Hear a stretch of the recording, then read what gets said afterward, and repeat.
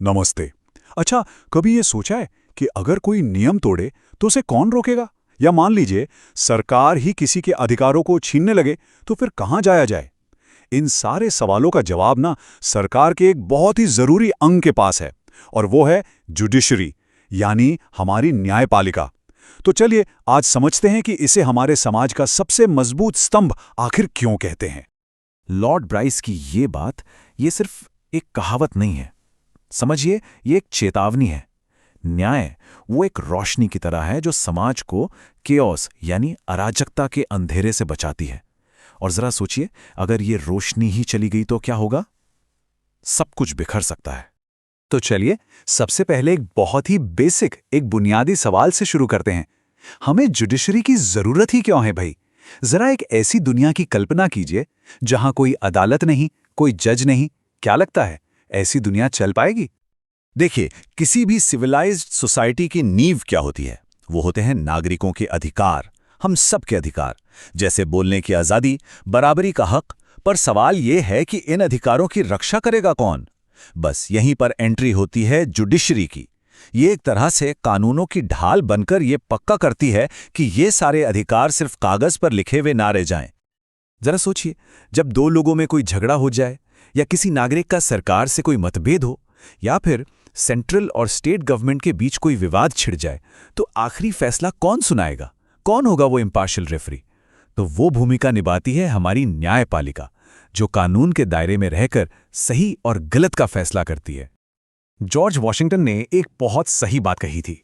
उन्होंने कहा था, administration of justice is the firmest pillar of government. मतलब न्याय का प्रशासन ही सरकार का सबसे मजबूत स्तंभ है।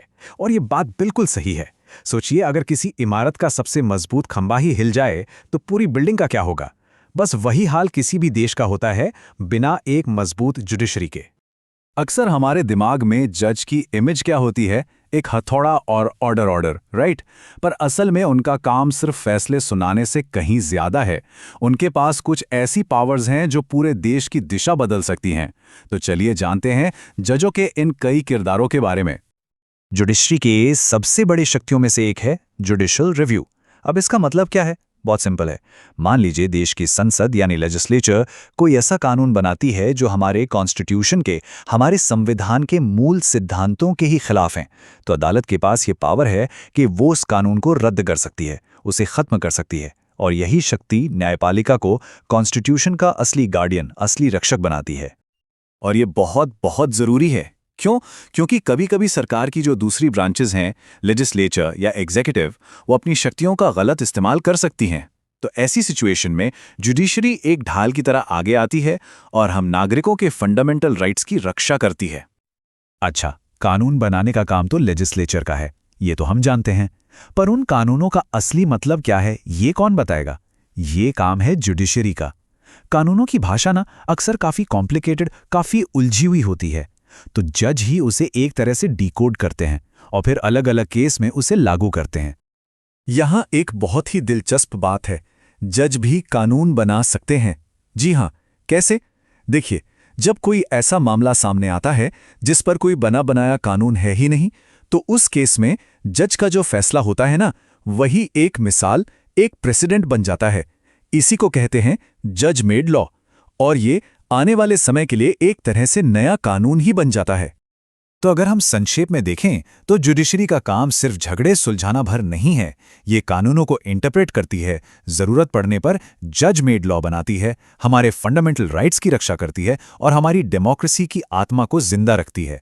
मतलब इसकी भूमिका बहुत ही बड़ी और मल्टीफैसेटेड है। तो जुडिशरी के काम तो हमने देख लिए, लेकिन एक बात साफ है, ये सारे काम सही ढंग से तभी हो सकते हैं जब वो स्वतंत्र हो, इंडिपेंडेंट हो। तो सवाल उठता है कि इस इंडिपेंडेंस का आखिर मतलब क्या है और ये इतनी जरूरी क्यों है? देखिए, सबसे जरूरी बात, अगर किसी जज पर सरकार का या किसी पॉलिटिकल पार्टी का दबाव हो, तो क्या वो निडर होकर बिना किसी पक्षपात के फैसला दे पाएगा? जवाब है बिल्कुल नहीं। सच्चा न्याय तो तभी संभव है जब जज किसी भी बाहरी प्रेशर से आजाद होकर सिर्फ और सिर्फ कानून और सबूतों के आधार पर अपना फैसला सुनाए। तो फिर इस आजादी को, इस इंडिपेंडेंस को सुनिश्चित कैसे किया जाता है? इसके लिए एक पूरा सिस्टम बनाया गया है जैसे जजों को उनकी क्वालिफिकेशन और एक्सपर्टीज के आधार पर चुना जाता है, ना कि किसी पॉलिटिकल पसंद के आधार पर। उन्हें एक फिक्स्ड टेन्योर, एक स्थिर कार्यकाल की सुरक्षा दी जाती है ताकि नौकरी से निकाले जाने का कोई डर ही ना हो। साथ ही उन्हें अच्छी सैलरी मिलती है ताकि वो करप्शन से दूर रहें। और सबसे जरूरी, जुडिशरी को सरकार के दूसरे अंगों यानी लेजिस्लेचर और एग्जीक्यूटिव से अलग रखा जाता है। तो चलिए अब जरा ये देखते हैं कि इन प्रिंसिपल्स को, इन सिद्धांतों को असल में लागू कैसे किया जाता है। मतलब एक इंडिपेंडेंट जुडिशरी बनाने और उसे प्रोटेक्ट करने के लिए क्या ठोस कदम उठाए जाते हैं? जजों को अपॉइंट करने के मोटे तौर पर 3 तरीके होते हैं। पहला है जनता के चुनाव से। इसे सबसे खराब तरीका माना जाता है क्योंकि इसमें जज न्याय करने के बजाय पॉपुलर होने की कोशिश करेगा। दूसरा तरीका है लेजिस्लेचर द्वारा अपॉइंटमेंट, जिसमें खतरा यह है कि पार्टी की वफादारी को कानूनी स्केल पर तरजीह दी जा सकती है। और तीसरा, जो सबसे कॉमन और बेहतर तरीका माना जाता है, वो है एग्जीक्यूटिव द्वारा अपॉइंटमेंट, क्योंकि ये जजों को सीधे पॉलिटिकल प्रेशर से काफी हद तक बचाता है। एक सवाल यह भी है कि जजों को एक लंबा और सिक्योर टेन्योर क्यों दिया जाता है। वजह बिल्कुल सीधी है, ताकि वो निडर होकर फैसले ले सकें। अगर उन्हें हर वक्त ये डर सताएगा कि सरकार के खिलाफ फैसला देने पर उनकी नौकरी जा सकती है, तो फिर तो निष्पक्ष न्याय हो ही नहीं पाएगा, है ना। और ये स्थिरता कैसे दी जाती है? रिटायरमेंट की एक फिक्स्ड एज तय करके। अगर हम कुछ उदाहरण देखें तो अमेरिका के फेडरल कोर्ट्स में जज 70 साल की उम्र में रिटायर होते हैं। वहीं भारत में सुप्रीम कोर्ट के लिए ये उम्र 65 साल है और हाई कोर्ट्स के लिए 62 साल। इसके अलावा 2 और चीजें हैं। एक तो जजों को काफी अच्छी सैलरी दी जाती है ताकि वो करप्शन के लालच से दूर रहें, और दूसरा, उन्हें पद से हटाने का जो प्रोसेस है, जिसे इम्पीचमेंट कहते हैं, उसे जानबूझकर बहुत मुश्किल बनाया गया है ताकि कोई भी सरकार उन्हें आसानी से डरा धमका ना सके। तो हमने जुडिशरी की स्वतंत्रता और निष्पक्षता को बनाए रखने के सारे तरीके देख लिए, पर आखिर में एक सवाल तो फिर भी रह जाता है कि जज भी तो इंसान ही हैं। उनकी अपनी सोच होती है, अपनी परवरिश, अपने विश्वास। तो क्या इन सब के बावजूद न्याय कभी भी 100% 100% इम्पार्शियल हो सकता है? इस सवाल का जवाब शायद इतना आसान नहीं है, पर हाँ, सोचने के लिए ये एक बहुत जरूरी सवाल है। अच्छा, एक सवाल है, भारत में असल में सबसे ज्यादा पावर किसके पास है? क्या वो पार्लियामेंट है जो कानून बनाती है, या फिर सरकार जो देश चलाती है, या फिर जुडिशरी जिसके पास उन कानूनों को खारिज करने तक की ताकत है? आज हम इसी तीसरे और बेहद जरूरी स्तंभ यानी इंडियन जुडिशरी की पूरी बनावट और इसकी शक्तियों को समझने की कोशिश करेंगे। तो आज का हमारा सफर कैसा रहेगा? सबसे पहले हम देखेंगे कि भारत का जो कोर्ट सिस्टम है वो इतना यूनिक क्यों है, जिसे यूनिफाइड कोर्ट सिस्टम कहते हैं। फिर हम सीधा चलेंगे सुप्रीम कोर्ट के अंदर, जानेंगे कि वहां कौन है और वहां तक पहुंचने का रास्ता क्या है। इसके बाद हम कोर्ट की 4 सबसे बड़ी पावर्स, मतलब इसके जुरिस्डिक्शंस पर बात करेंगे। और फिर एक बहुत बड़ा सवाल, इसे कॉन्स्टिट्यूशन का गार्डियन या संरक्षक क्यों कहते हैं। और हाँ, आखिर में हम इसका एक बैलेंस्ड रिपोर्ट कार्ड भी देखेंगे, मतलब इसकी खूबियां और खामियां दोनों। तो शुरुआत करते हैं फाउंडेशनल कॉन्सेप्ट से, जिस पर भारत का पूरा जुडिशियल सिस्टम टिका हुआ है। तो ये इंटीग्रेटेड जुडिशरी है क्या? देखिए, अमेरिका जैसे कुछ देशों में क्या होता है, वहाँ फेडरल लेवल पर अलग अदालतें हैं और स्टेट लेवल पर अलग। लेकिन भारत में ऐसा नहीं है। यहाँ एक ही सिंगल यूनिफाइड स्ट्रक्चर है। इसको एक पिरामिड की तरह इमेजिन कीजिए। सबसे ऊपर बिल्कुल चोटी पर बैठा है सुप्रीम कोर्ट, उसके नीचे आते हैं अलग अलग राज्यों के हाई कोर्ट्स, और सबसे बेस पर सबसे नीचे हैं सबऑर्डिनेट कोर्ट्स जैसे डिस्ट्रिक्ट कोर्ट्स वगैरह।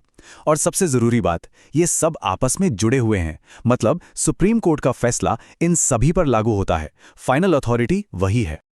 चलिए अब इस पिरामिड के बिल्कुल टॉप पर चलते हैं।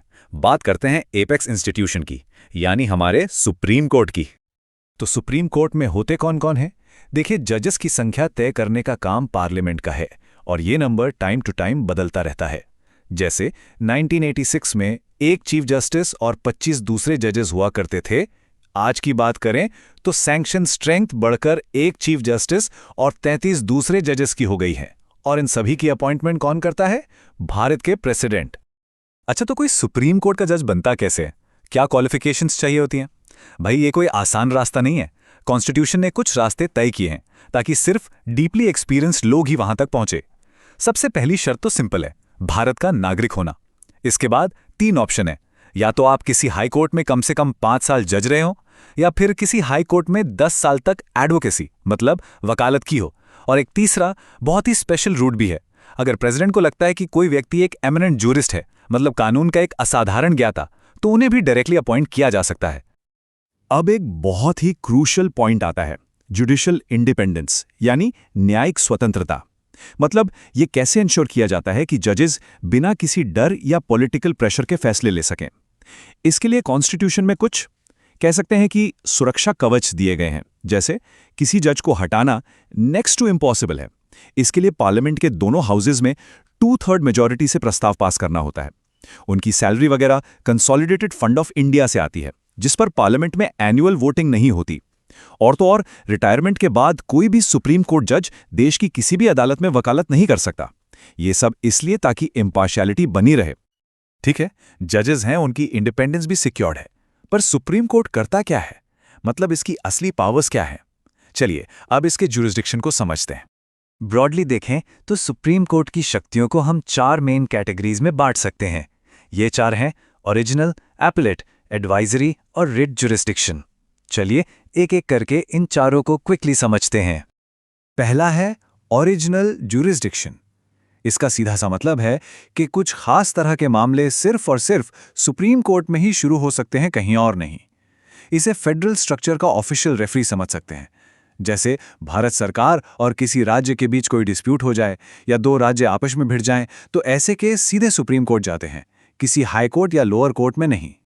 दूसरा, अपीलेट ज्यूरिसडिक्शन। जैसा कि नाम से ही जाहिर है, ये अपील सुनने की पावर है। ये भारत का सबसे बड़ा कोर्ट ऑफ अपील है। मतलब अगर कोई भी व्यक्ति या संस्था देश के किसी भी हाई कोर्ट या लोअर कोर्ट के फैसले से नाखुश है, तो वो अपनी आखिरी उम्मीद लेके सुप्रीम कोर्ट आ सकता है। और एक बार सुप्रीम कोर्ट ने फैसला सुना दिया तो बस वो फाइनल है। The buck stops here.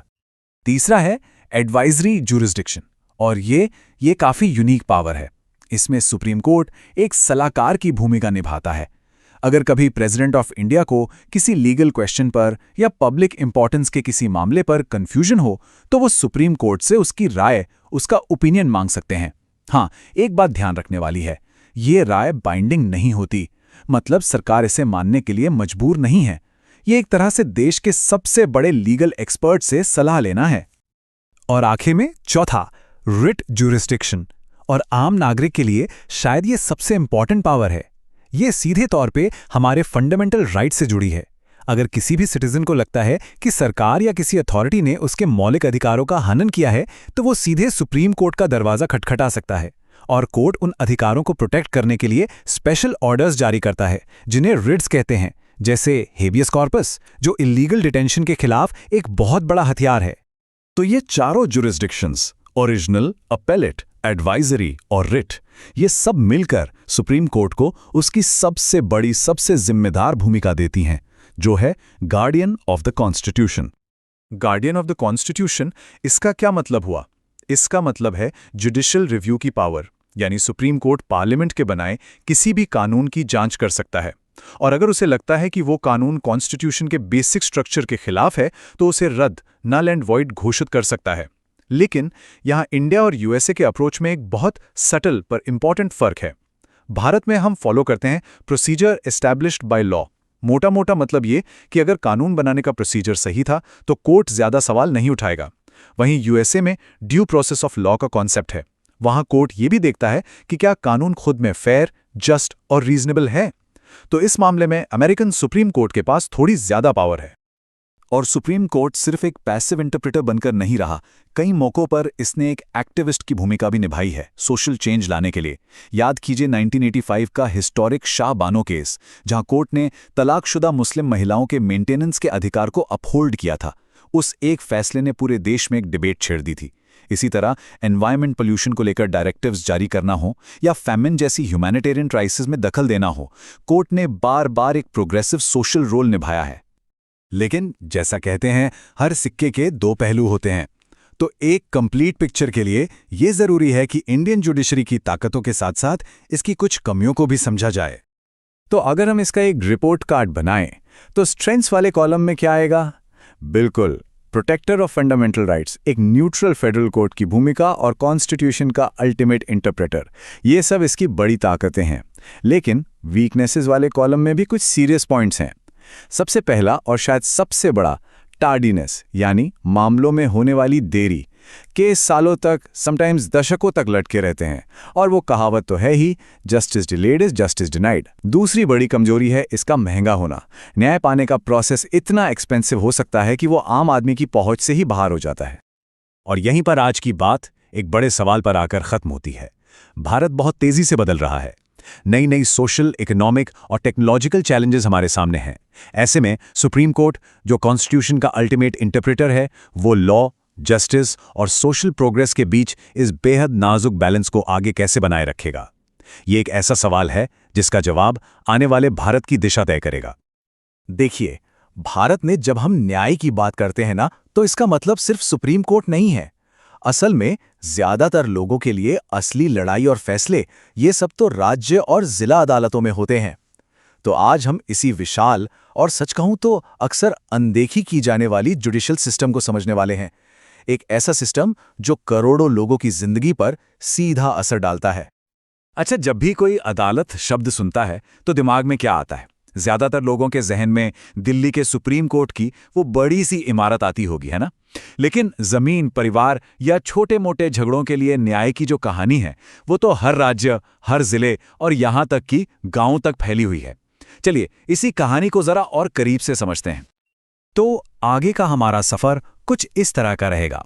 हम सबसे पहले राज्य की जुडिशियल सिस्टम के टॉप से शुरू करेंगे, फिर नीचे की अदालतों की बनावट को देखेंगे और आखिर में न्याय पाने के कुछ नए और दिलचस्प रास्तों के बारे में भी जानेंगे। तो तैयार हैं? चलिए शुरू करते हैं। तो होता यह है कि भारत के हर राज्य की अपनी एक जुडिशियल हायरार्की होती है, मतलब एक पूरा ढांचा। इस हायरार्की में सबसे ऊपर होता है हाई कोर्ट, और ये पूरी व्यवस्था इसलिए बनाई गई है ताकि स्थानीय स्तर पर यानी लोकल लेवल पर कानूनी मामले असरदार तरीके से सुलझाए जा सकें। अब ये आंकड़ा थोड़ा चौंकाने वाला है ना? भारत में राज्य तो 28 हैं, लेकिन हाई कोर्ट्स हैं सिर्फ 21। भाई ऐसा कैसे? ऐसा इसलिए है क्योंकि हमारा संविधान पार्लियामेंट को यह अधिकार देता है कि वो 2 या 2 से ज्यादा राज्यों के लिए एक कॉमन हाई कोर्ट बना दे। और इसका सबसे बढ़िया उदाहरण गुवाहाटी हाई कोर्ट, जो अकेले ही 7 नॉर्थ ईस्ट के राज्यों के मामले देखता है। कमाल की बात है। चलिए बात करते हैं हाई कोर्ट की। इसे किसी भी राज्य के अंदर न्याय का सबसे ऊंचा स्तंभ मान सकते हैं। इसकी जिम्मेदारी सिर्फ कानूनों की व्याख्या करना ही नहीं है, बल्कि ये हमारे मौलिक अधिकारों, हमारे फंडामेंटल राइट्स का सबसे बड़ा रक्षक भी है। और हां, हाईकोर्ट का जज बनना कोई बच्चों का खेल नहीं है। क्वालिफिकेशंस बहुत सख्त हैं। उम्मीदवार को भारत का नागरिक तो होना ही चाहिए, साथ ही कम से कम 10 साल का गहरा कानूनी या न्यायिक अनुभव भी जरूरी है। आखिरकार अनुभव की यही गहराई तो सही न्याय की गारंटी देती है। अब ये एक बहुत ही जरूरी बात है। हमारे जजों को किसी भी राजनीतिक या बाहरी दबाव से बचाने के लिए उन्हें उनके पद से हटाना जानबूझकर बेहद मुश्किल बनाया गया है। इसी को कहते हैं जुडिशियल इंडिपेंडेंस या न्यायिक स्वतंत्रता। और यकीन मानिए, ये निष्पक्ष न्याय की बुनियाद है। ये प्रक्रिया दिखाती है कि ये काम कितना मुश्किल है। किसी जज को हटाने के लिए संसद के दोनों सदनों में सिद्ध कदाचार के आधार पर एक प्रस्ताव लाना पड़ता है, और इसे पास करने के लिए सिर्फ सिंपल मेजॉरिटी नहीं, बल्कि कुल सदस्यों का बहुमत और साथ ही वोट देने वालों का 2/3 बहुमत चाहिए। ये एक ऐसी संवैधानिक दीवार है जिसे पार करना लगभग नामुमकिन है। मोटे तौर पर हाई कोर्ट की शक्तियों को हम 2 हिस्सों में देख सकते हैं, ओरिजिनल ज्यूरिसडिक्शन और एपेलेट ज्यूरिसडिक्शन। ओरिजिनल ज्यूरिसडिक्शन का सीधा सा मतलब है कुछ खास मामलों को सीधे पहली बार में ही सुनने की शक्ति। वहीं एपेलेट ज्यूरिसडिक्शन हाई कोर्ट को निचली अदालतों के फैसलों की समीक्षा करने और जरूरत पड़ने पर उन्हें बदलने का अधिकार देता है। असल में ये राज्य के अंदर अपील की सबसे बड़ी अदालत है। चलिए अब इस हायरार्की में थोड़ा और नीचे चलते हैं और अधीनस्थ अदालतों को देखते हैं। इन्हें हम अपनी जुडिशियल सिस्टम का वर्कहॉर्स कह सकते हैं। जानते हैं क्यों? क्योंकि देश के ज्यादातर मामले यही सुने और निपटाए जाते हैं। सही मायनों में ये अदालतें ही हमारी न्याय प्रणाली की असली नींव हैं। जो ये अधीनस्थ न्यायपालिका है, ये मोटे तौर पर 2 हिस्सों में बटी हैं, सिविल और क्रिमिनल। दीवानी अदालतें यानी सिविल कोर्ट्स जमीन जायदाद या पैसों से जुड़े निजी झगड़ों को देखती हैं।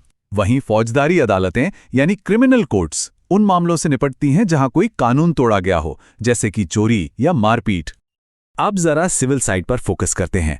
यहां भी एक बहुत साफ सुथरी हायरार्की है। मामलों को इस आधार पर अलग अलग लेवल की अदालतों में सुना जाता है कि विवाद में शामिल रकम कितनी है।